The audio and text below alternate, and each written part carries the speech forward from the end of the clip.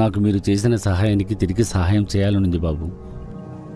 కానీ నా వయసు ఎంతవరకు సహకరిస్తుందో తెలియడం లేదు.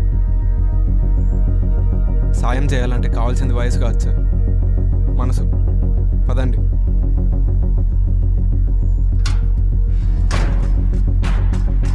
చాలా థ్యాంక్స్ బ్రో. నువ్వు కనుక ఆ సహాయం చేయకపోయింటే నేను నిజంగా చచ్చిపోయేవాడిని. చావాల్సిన అవసరం లేదు, మళ్ళీ బతికే అవకాశం వచ్చింది. పద.